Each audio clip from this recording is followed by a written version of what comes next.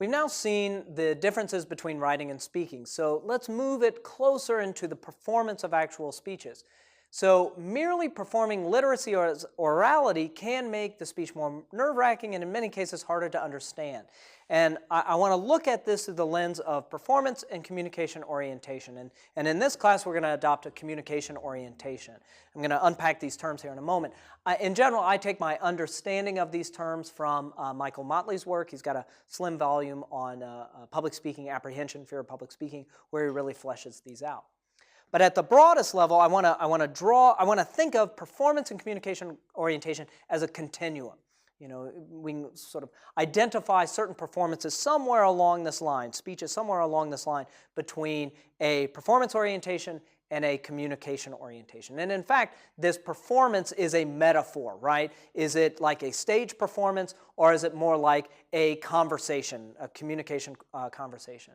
So on the performance side, well, we tend to see these as being more literary, okay, being more akin to the written word.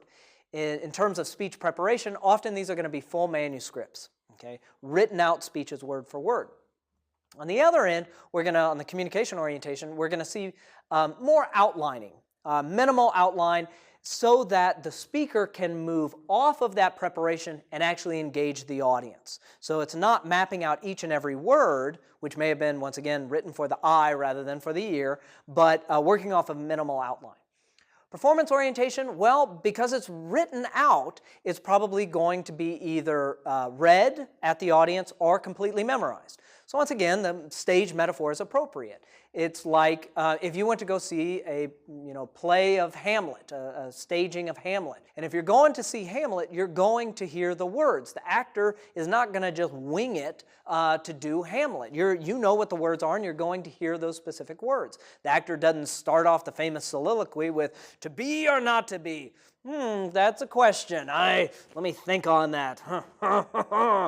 Audience, any ideas? You know, you're not going to see that. That's not what that space is about. So here, if we're dealing with a full manuscript, we're probably dealing with read speeches or memorized speeches. Now on the other side, if we're dealing with more of a minimal outline, it needs to be practiced. You need to know where you're going in that presentation, but it can be interactive. Why? Because you're tapping more into conversational speech. Right now, I kind of know where I'm going in this presentation. I have no idea what word is going to come out of my mouth in 100 words. I hope it's chocolate, because chocolate's delicious, but I don't think it will be. But I don't know what's happening. So in the sense that I know where the presentation is going, but the words are being generated spontaneously, as we do in conversation. So here, if it's not memorized, it's much more interactive. I can work with that audience. On the other hand here, if it's a manuscript and it's read, then it's going to be speaking at the audience, right? The focus is going to be from the speaker's eyes to that manuscript. The audience is not going to be much of an active factor in that communication act.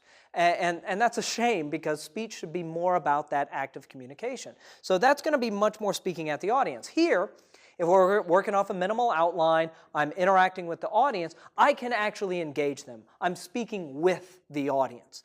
Now, they're not talking as much as I am in delivering a presentation, but I'm trying to recreate that sense of a conversation, that sense of a give and take between interlocutors, okay?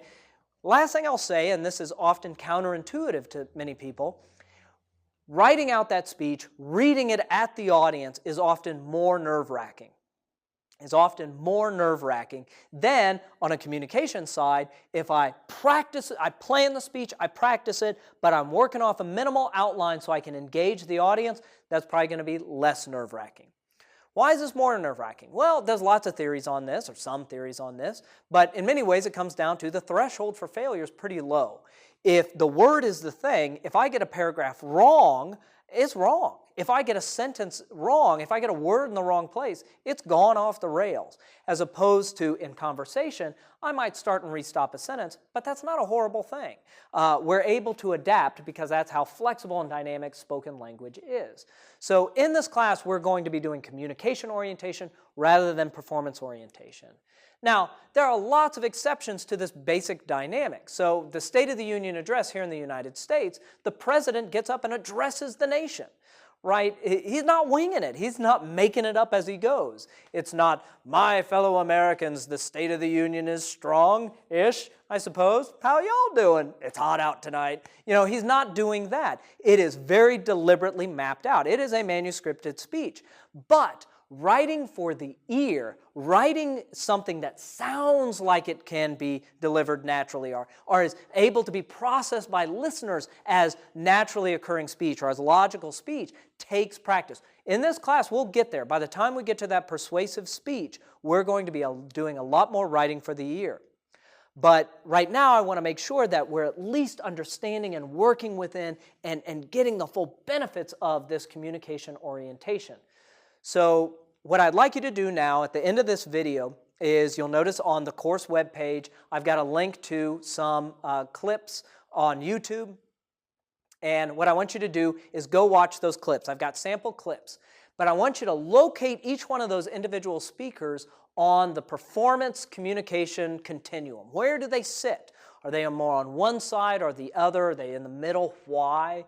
You know, if they're, you know, what are they doing in terms of performance or communication orientation that you think is effective or ineffective?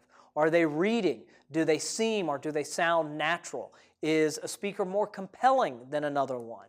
So these are American examples, and just because there's some convenient ones I've used in the past, but they're also famous examples, and I want to do that because I want to make sure I'm using people who are aware that they're being watched, as opposed to some poor guy on YouTube that I grab his clip and then all of us watch it and make fun of him. We'd never do that. But that explains these clips. But what I want you to do is watch these clips, think through these issues, and then talk about this, think about this on your own, but then also post in the discussion forum. See how others are responding to these very issues.